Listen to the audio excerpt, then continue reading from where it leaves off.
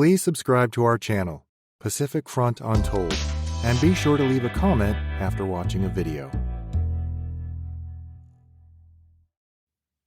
The Chinese Nationalist government, also known as the Kuomintang or KMT, and the Chinese Communist Party, CCP, were engaged in armed conflict from 1927 until 1937, after which the two opposing parties had to temporarily unite against Japan's invasion of China during the Second-Sino Japanese War.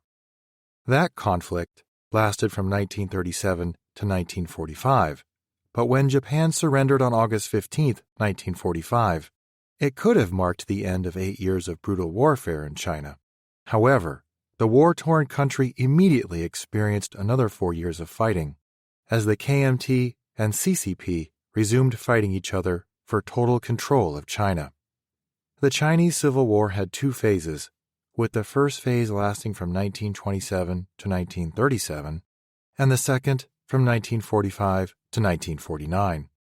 It began with everyone but the CCP believing that the KMT would win, and ended with the international community staring in disbelief as the CCP established the People's Republic of China, PRC, on October 1, 1949, while the remaining KMT members fled to the island of Taiwan. In examining the second phase of the Chinese Civil War, the billion-dollar question was, how did the reigning nationalist government, with more power, men, arms, and military aid — the U.S. alone provided over $1 billion in military aid for the KMT from 1945 to 1948 in an attempt to stop the spread of communism — fall to the smaller Chinese Communist Party in only 4 short years? Throughout the Second Sino-Japanese War, the Chinese nationalist armies bore the brunt of the fighting against Japan, while the CCP engaged in small skirmishes and largely took the time to recruit party members. It was easy to point to the KMT's inability to expel Japan and lack of regard for the civilian population. Under KMT rule, the Imperial Japanese Army committed atrocities on civilians in occupied areas, while the KMT allowed inflation to run rampant as it printed more and more money to fund its military spending. In addition, Chiang Kai-shek had adopted a policy of trading space for time. In the 1938 Yellow River flood, the KMT deliberately flooded farmlands in an attempt to slow the Japanese advance, but killed hundreds of thousands of its own civilians and displaced millions more in the process. By the war's end, civilians had suffered so greatly that many people were ready to believe that life under any other government would be preferable to what they had just endured. The combination of a weakened KMT and civilian anger created ideal conditions for the CCP to challenge the nationalist government. When the Chinese Civil War began, the KMT held a clear advantage in numbers and resources, yet by the end of the Second Sino-Japanese War in 1945, the nationalist government was significantly weakened despite maintaining a 3-to-1 troop advantage over the CCP. Additionally, the KMT had the aid of the United States. The U.S. sent General George Marshall to help the KMT and CCP negotiate a peace agreement. On January 10, 1946, a ceasefire was declared, and it looked like Marshall's peace plan would succeed. An agreement was reached in February outlining how the CCP armies would be incorporated under the KMT's control. But before these plans could be implemented, the Soviet Union suddenly withdrew its forces from Manchuria in March, causing the KMT and CCP to immediately scramble to occupy the resource-rich area first. And as a result, their fighting resumed.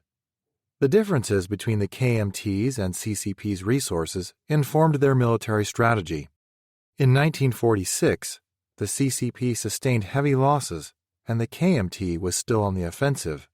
By the summer of 1947, however, the CCP began to fight on the offensive, and the KMT was on the defensive. While the KMT prioritized defending cities, the CCP prioritized growing in the countryside. The CCP benefited from the KMT's desire to control cities because cities could be easily isolated by destroying railway systems. At the time, railways were the only means of transport since there was no highway system.